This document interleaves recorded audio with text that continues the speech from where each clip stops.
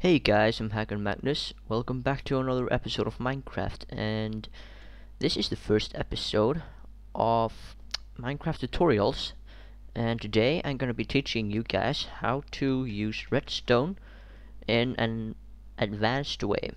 So I'm assuming that you already know the basics on how redstone works, and yeah, and you want to move into more advanced circuits.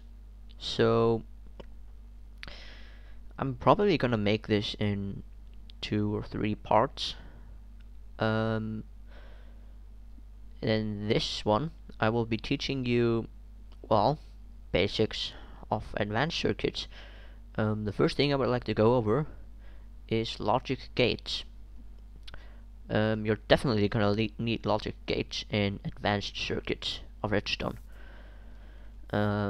Just like a fun thing to know, logic gates are actually used in real computers, not just in Minecraft. Well, anyways, let's begin. So the first, basically, logic gates is a test. It tests an input and gets the result. So let's begin. The first logic gate I would like to teach you about is the NOT gate. It's to create it, you just need one block of whatever. Might as well be sand or something, I don't know. And yeah, block like this, put a torch on one side, and this is the input, and this is the output. And now you have a NOT gate. So the way it works is that if the input here is off, the output is on. But if the input is on, the output is off. See, that's why it's called an inverter or NOT gate. Basically the output is not the input. Yeah, so it just inverts. If the input is on, the output is off. If the input is off, the output is on. So that's a NOT gate or an inverter. Another gate I would like to show you is the OR gate. It's set up like this with 2 blocks like this, torch over here, redstone, and torch. And there are 2 inputs. And that's how it is.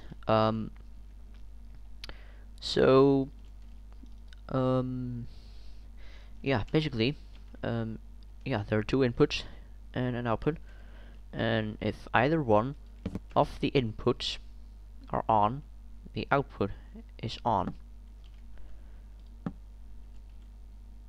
You know, so if there's a signal in either one of the inputs, the output is on, or if both of them are on, the output is still on. That's why it's called an OR gate. And then there's the AND gate, like this, 3 blocks like this. There are 2 torches like this, and then there's a redstone connecting the 2 torches together, and there's a torch on the front like this.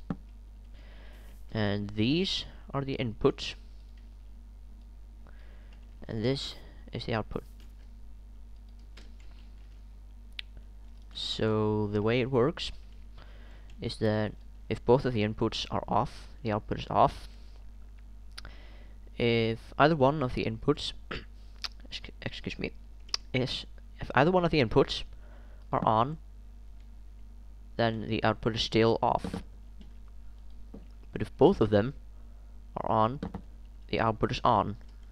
So in other words, as long as both the inputs are on, the output is gonna be on. If not, then it's just gonna be going to be off.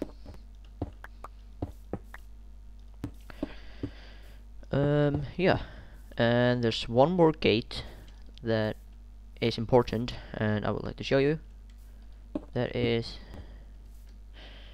a complicated one. 3 blocks like this. Block over here, and a redstone torch over here, here, here. Oops, no, sorry, here and here. And then there's a redstone wire lying like this. And I'm not done yet. There's a redstone wire over here and over here. And there are blocks like these. Redstone wire here, there, and a torch like this. And there we go. This is called an XOR gate. There are 2 inputs like these, and there's an output. And yeah, so basically, if both the inputs are off, the output is off. If either one of the inputs are on, the output is on. See? If either one of those are on, the output is on. But if both of the inputs are on, then the output is off. So it works exactly like an OR gate, except that if both of the inputs are on, the output is off. And now I have pretty much taught you all of the basic gates, the logic gates.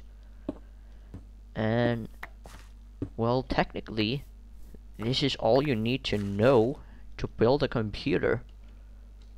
You can actually build, like, literally a computer that works out of these logic gates. You would just need to make like a huge structure. And well, you would probably need to know more stuff than this to make a good computer, but anyways.